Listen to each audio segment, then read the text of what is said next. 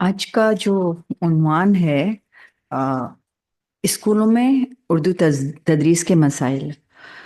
तकरीबन 24 साल से एक स्कूल से वाबस्ता हूँ और मुख्तलिफ मसाइल दरपेश हुए वो देखा और तजुर्बा किया। तो बाकायदा मकाल एक छोटा सा इजहार ख्याल है।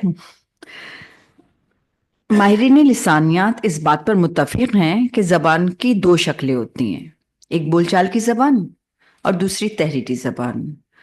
इसीलिए ज़बान की तदरीस में उन महारतों के हिसाब से ही की जाती है ज़बान की, जिसमें बोलचाल की ज़बान को भी दो हिस्सों में मुनक़सिम किया जाता है, एक सुनना और दूसरा बोलना। और तहरीरी ज़बान को भी दो हिस्सों में तकसीम किया गया है, पढ़ना और फिर लिखना। मादरी ज़बान अमूमन मादरी ज़बान बच्चा सुनने से सीखता है और फिर बोलता है, ख्वाह तालीम याफ्ता हो या नाख्वानदा। जबान की पहली महारत से वाकिफ होता है जो इन्हें सुनने और वो सुनने से आती है और फिर वो बोलता है। अब जबान का दूसरा मरहला शुरू होता है जो पढ़ने और लिखने से आता है। इस मरहले के लिए बाकायदा एक निसाब की तश्कील दी जाती है और तदरीस की जाती है। अब जबान का मसला भी है, किस जबान की तदरीस की जा रही है। अगर बच्चे की मादरी जबान है तो बच्चा जबान के बुनियादी असूलों और महारतों से वाकिफ होता है। अगर नई जबान है तो इसे उस जबान के कवायद और सौती आवाज़ें से भी वाकफियत कराई जाती है। माहिरीन लिसानियात इस बात से इत्तेफाक करते हैं कि अगर कोई भी नई जबान 1 महीने तक रोजाना सिर्फ 1 घंटा लिखना पढ़ना सीखें तो जबान से काफी वाकफियत हो जाती है।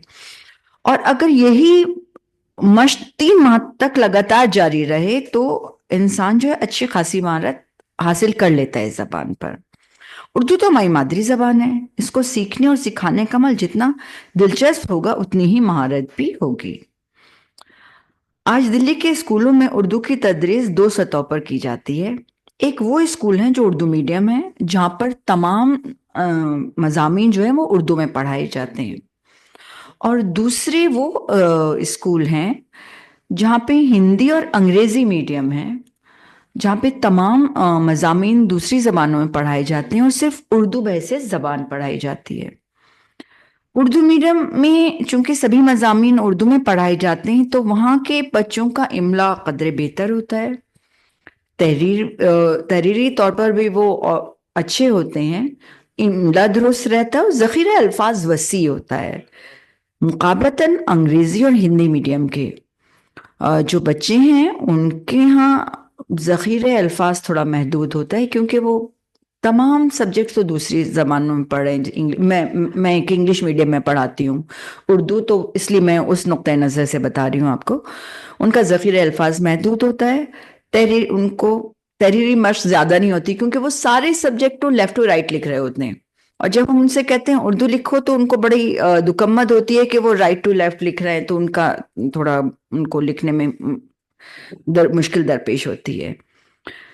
जो उर्दू मीडियम के स्कूल्स हैं उनमें जो बुनियादी एक कमी है वो ये है कि वहाँ पे निसाबी किताबें वक्त पर उर्दू में मौजूद नहीं होती, उर्दू में नहीं मिलती। कभी कभी पूरा पूरा आधा साल गुजर जाता है, तारीख की किताबें और इल्म सियासियात की किताबें, समाजियात की किताबें वहाँ पे अवेलेबल नहीं होती। पूरे कभी कभी पूरे साल गुजर जाता है और किताबें नहीं आती। और उनके जो असातिज़ा हैं वो अंग्रेज़ी से कुछ नोट्स बनाकर उनको पढ़ाते हैं। असातिज़ा की भी कमी है। बुलबुल खाना है, जीनत महल है। मैंने खुद जब बुलबुल खाना से पढ़ा था तो मेरे पास सोशियोलॉजी थी और पॉलिटिकल साइंस, तो वो जो मैं हमारे असातिज़ा थे उनको उर्दू आती ही नहीं थी, तो वो अपनी आम जबान में बोलती रहती थी, नोट्स हम उनको उर्दू में उतारते रहते थे। हमने क्या लिखा उनको नहीं पता होता था और वो हम लिख, और यही मसला आज तक दरपेश है। दूसरा मसला है पेपर्स चेकिंग का।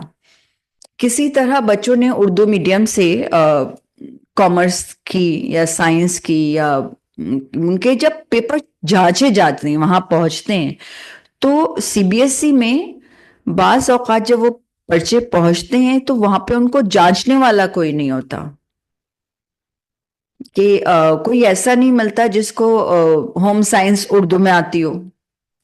اور میری ایک ٹیچر ہیں، وہ ہوم سائنس میرے رابعہ اسکول میں مسلمان ہیں، وہ اس ناطے سے ان سے کہا گیا کہ آپ ہوم سائنس کی کاپیز چیک کیجئے، اور وہ خود ہوم سائنس سے واقف اردو سے زیادہ واقف نہیں تھے. انہوں نے کہا کہ میں اتنا ہے کہ میں پڑھ لیتی ہوں، لیکن جو ٹرم اینڈ کنڈیشنز ہیں سبجیکٹ کی، وہ کیا لکھی ہیں اردو میں کیا ہے وہ میں نہیں چیک کر سکتی. ایسا ہی کامرس کے ساتھ بھی ہوا کہ ان کو بحیثیت مسلمان ان کو پکڑ کے کہا گیا کہ آپ کامرس کے پیپرز چیک کیجئے، اور انہوں نے کہا کہ میں نہیں کر سکتا. وہ بعد میں مجھ سے کہنے لگے کہ سمیہ مجھے بہت افسوس ہوا کہ میں ہی چیک کر دیتا، وہ پتہ نہیں کس کو بلا لے اور اس نے کیا ان کو پڑھ کے سنایا اور انہوں نے کیا چیک کیا. تو جو اردو میڈیم ہم زبردستی اپنے اسکول چلا رہے ہیں، نہ وہاں پر ٹیچرز نے پڑھانے والے ڈھنگ سے، اور نہ ہی ان کے بچے چیک کرنے کا کوئی صحیح انتظام ہے. اس کی وجوہات بھی دو ہیں. ایک تو سیاسی طور سے اردو کو جو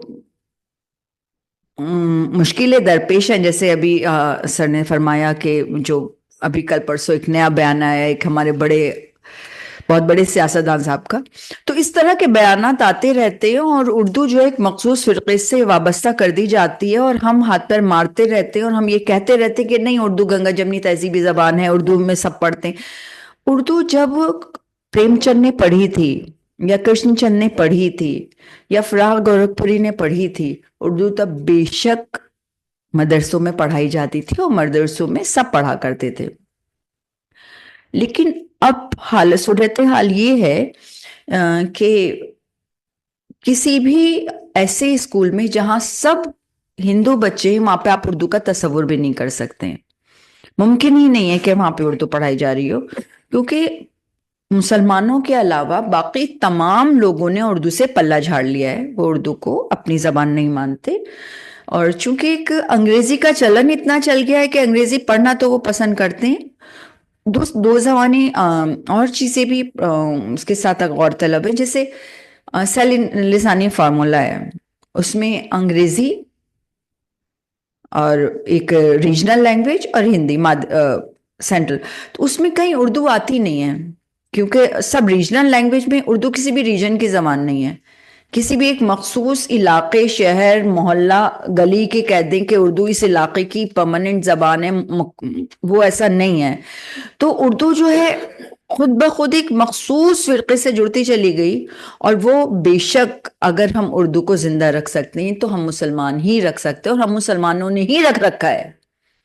میرے اسکول میں رابعہ اسکول کہنے کو اسکول ہوتا ہے، اسکول کسی مذہب کا نہیں ہوتا، لیکن پچھلے 24 سال میں صرف ایک بچی غیر مسلم آئی، وہ بھی ہماری اسکول کے ایک ٹیچر ہیں، وہ اپنی بچی کو ہمارے اسکول میں لے آئی تھے. ادروائز تقریباً 2000 کے قریب بچے پڑھتے ہیں، اس میں کوئی بھی غیر مسلم نہیں ہے.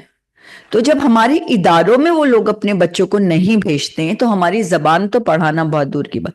اچھا، پیپر چیکنگ کے دوران یا سی بی ایس ای کے جو ٹیچرز کے ٹی جی ٹی ٹیچرز اور پی جی ٹی ٹیچرز کے جو سیمینارز ہوتے ہیں، اس میں جب میں جاتی ہوں تو کئی بار مجھے ایسے لوگ ملے جو غیر مسلم ہیں اور وہ اردو پڑھ رہے ہیں.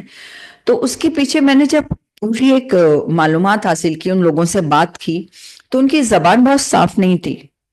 تو میں نے جب ان سے بہت غور کیا، پتہ چلا تو چونکہ سرکاری اسکولوں میں S C S T quota رکھ دیا گیا ہے اردو کے ساتھ، تو وہ ایس سی ایس ٹی لوگ جو تھوڑی بہت اردو کی شد بدھ رکھتے ہیں، وہ کسی بھی طرح بی اے کر کے اور بی ایڈ کر کے آ جاتے ہیں، ان کو فوراً نوکری مل جاتی ہے.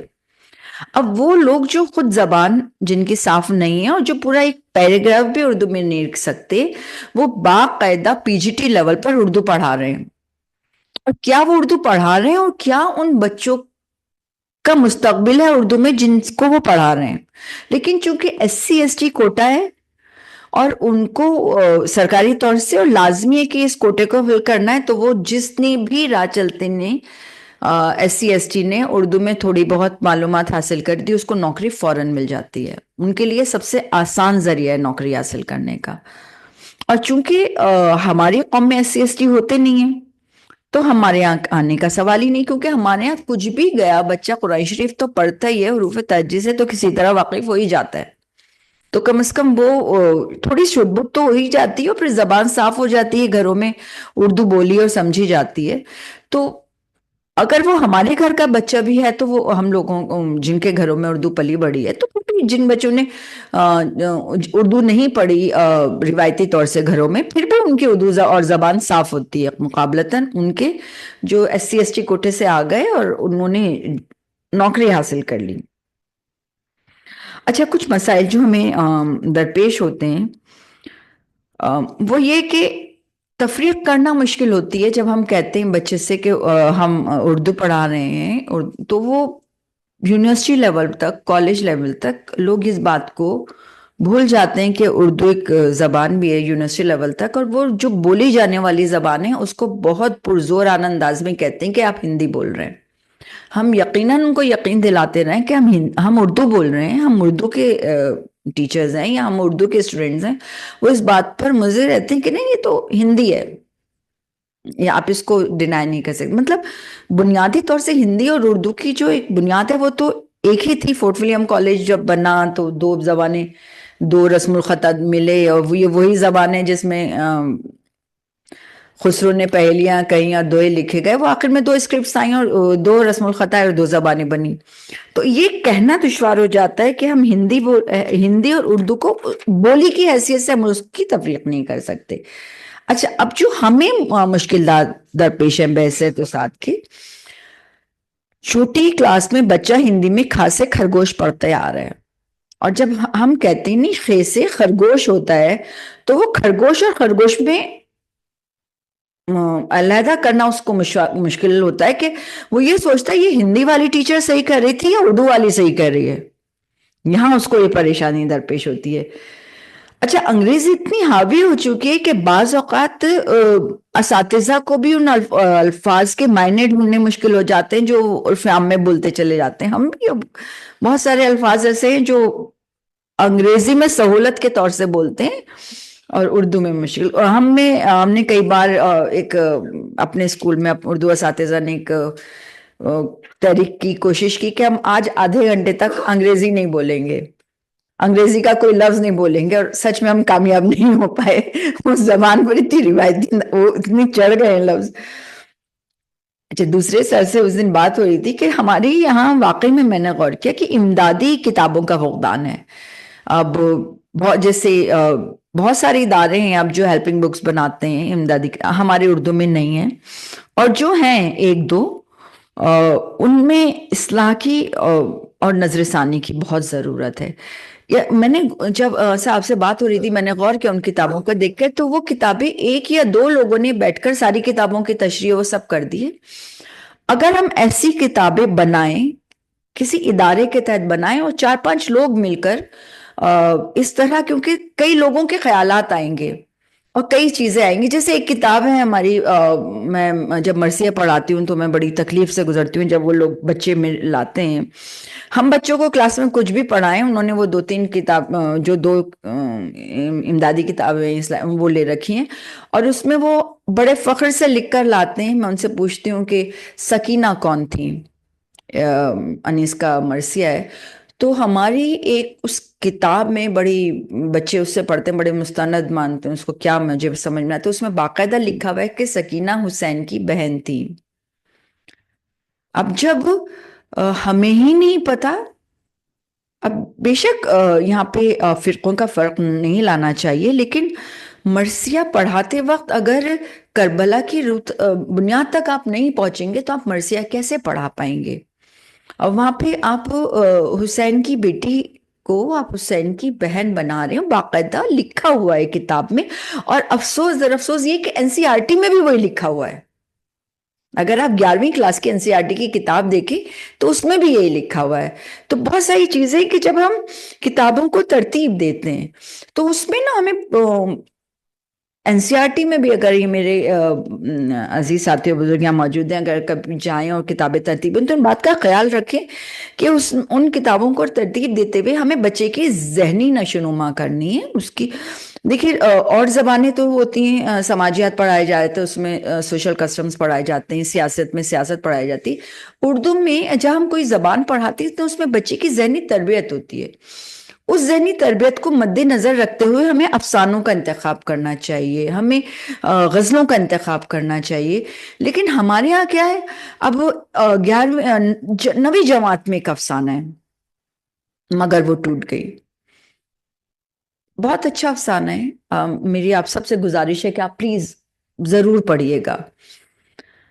جب میں اس افسانے کو پڑھانے کھڑی ہوئی پہلی بار 24 سال، جب وہ کتاب نہیں آئی تھی، پہلی بار میں نے اس افسانے کو کئی بار پڑھا، اور میں سوچا، میں نے باقاعدہ پاپا سے بحث کی اور دوسرے لوگوں سے میں نے رابطہ کیا کہ اس افسانے کو پڑھانے کے لیے میں بچے کو کیا سمجھاؤں. اگر بحیثیت میں ماں کی حیثیت سے بچے کو پڑھا رہی ہوں، استاد کی حیثیت سے پڑھا رہی ہوں، کہ اگر تم نے سسرال میں جا کر کمپرومائز نہیں کیا، کمپرومائز کیا، تو دیکھو نتیجہ یہ ہوگا، لوگ ایسا کریں گے. اور اگر کمپرومائز نہیں کیا، اس کے خلاف اٹھے، تو سوشل اسٹرکچر بگڑے گا. لڑکیاں جو ایک عورت کی روایت ہے کہ تھوڑی بہت قربانیاں دیتی ہے تو گھر بستا ہے، وہ بھی ختم ہوگا. تو اس طرح کے افسانوں، اس طرح کی کہانیوں کو بھی مد نظر رکھنا چاہیے کہ ہم افسانے میں کیا دے رہے ہیں، کون سے افسانے ہیں، کون سی کہانیاں ہیں جن کا ہم انتخاب کر رہے ہیں، اور کیوں ہم بچے کو پڑھا رہے ہیں. بے شک بہت بڑی مصنفہ ہیں جن کا یہ افسانہ ہے، ان کے اور افسانے بھی ہوں گے، ہے نا. وہی ایک ایسا جس میں اتنا بڑا ہے کہ وہ لڑکی پوری زندگی قربانیاں دیتی ہے یہ سوچ کے کہ وہ اپنا گھر نہیں بگڑنے دے گی، اور لیکن آخر میں کیا ہوتا ہے کہ اس کا شوہر جو ہے اسے طلاق نامہ بھیج دیتا ہے. تو وہ پوری کہانی یہاں پہ آ کے ہوتی ہے. میں بار بار جب بچیوں کو پڑھاتی ہوں تو میں پھر اب میں ان کو بتاتی ہوں کہ بیٹا اس پہ مت جائیے گا، یہ بیکار کہانی ہے، اس کی کوئی اور مجھے بہت افسوس ہے کہ میں اتنی بڑی مصنفہ کو تھوڑا وہ کر رہی ہوں کہ بچے آگے ان کی کہانی پڑھ پائیں گے یا نہیں پڑھ پائیں گے. لیکن ان چیزوں کو مد نظر رکھنا چاہیے کہ اگر ہمارا NCERT میں بھی غور طلب باتیں کہ اگر کسی بھی فرقے سے الگ ہم یہ دے رہے ہیں، ایک ہمارے ادب کا حصہ ہے مرثیے، تو مرثیہ ایک بہت اہم چیز ہے. اس سے ہم جب بتاتے ہیں تو ہمیں پوری کربلا کا واقعہ استاد کو بھی پتا ہونا چاہیے. استاد کو بھی پتا ہونا چاہیے کہ عباس جو تھے وہ کون تھے حسین کے. پچھلے 24 سال سے بچوں سے پوچھتی آ رہی ہوں کہ عباس حسین کے کون تھے، گھر سے یہی جواب آتا ہے کہ عباس جو تھے اور رسول پاک صلی اللہ علیہ وسلم کے چچا تھے. تو وہ رشتہ اساتذہ کو بھی نہیں پتا کہ یہاں پر عباس کون ہے. تو یہ تھوڑی سی ہے کہ ہم لوگوں کو ان باتوں کا بحثیت استاد، میں نے یہ میرے اپنے تجربے جو میں آپ لوگوں کے ساتھ تھوڑے سے شیئر کر رہی ہوں. دوسری ایک ٹیکنالوجی کی طرف بھی ہمیں توجہ دینی چاہیے کہ آنے والا وقت جو ہے یہ جدید چیزوں کا ہے. اتفاق یہ ہوا کہ ابھی NCERT میں ایک پروگرام تھا اور مجھے کہا گیا کہ ایک روش صدیقی کی نظم ہے شبنم، اس کی تدریس کرنی ہے آپ کو چینل پر ہے. تو میں چونکہ 8ویں کلاس پڑھاتی نہیں، تو میں نے سوچا کہ لائیے تھوڑے سے چینلز ہیں میں اس میں دیکھ لیتی ہوں. جب میں نے وہ نکالا ہے چینلز YouTube، تو اس میں کئی اساتذہ نے وہ نظم پڑھا رکھی تھی. تو 2 یا 3 لوگوں کا جن کا میں نے دیکھا، صرف ایک ہی مجھے صحیح لگے، باقی 2 حضرات کے اپنے تلفظ میں بہت کمیاں تھیں. اور ایک صاحب تو اتنے بزرگ ثابت ہوئے کہ انہوں نے روش صدیقی کو وہ استاد نے روش صدیقی پڑھا. تو میں بہت دیر تک یہ سوچتی رہی کہ یہی بچے اگر سن لیں گے تو بچے کیا کہیں گے. تو میں اپنی ٹیچر سے بات کر رہی تھی، میرے ساتھ ہیں ابھی آئی ہوئی، مطلب کہ ہم لوگ کیوں نہ اس سے بہتر چینلز بنائیں مل کر، جس میں بہتر انداز سے بچوں کو پڑھایا جائے. اور یہ جو مطلب ایک اچھے تلفظ اور اچھی ادائیگی کے ساتھ کوشش کریں کہ چند اچھے اساتذہ کو ایک ساتھ یکجا کریں اور ایک ایسا اردو چینل بنایا جائے جس میں بچوں کی تدریس کے اوپر خاص توجہ دی جائے اور ان کی جو کمیاں ہیں، اس طرح کے ایک مستند چینل کی بہت سخت ضرورت ہے ہمیں. کوئی اور سبجیکٹ جیسے آج کل اتنے چینلز ہیں، میرا بیٹا جو ہے وہ ٹیوشن جانی چھوڑ دیا، وہ YouTube سے ہی پڑھتا ہے. تو جب اور سبجیکٹس میں اتنی اچھی تدریس ہو رہی ہے تو اردو میں کیوں نہیں؟ ہمیں اس بات پر بھی غور کرنا چاہیے کہ اردو کے تدریس کے لیے ہمیں اپنے ایک اچھے چینل کھولنے چاہیے. اور زبان صرف ایک زبان نہیں ہوتی، ایک کلچر ہوتی ہے، تہذیب ہوتی ہے، اور اردو جو ہے ایک تہذیب ہے، اور اس کو زندہ رکھنے کے لیے ہمیں اپنے گھروں سوری معذرت میں بہت فیل کر گئی. بہت شکریہ جناب، آپ لوگوں نے مجھے موقع دیا، اور اگر کوئی مجھ سے کسی بات پر اتفاق نہ کریں تو برائے مہربانی میری رہنمائی کیجیے، میں یہاں سیکھنے ہی آئی ہوں. شکریہ.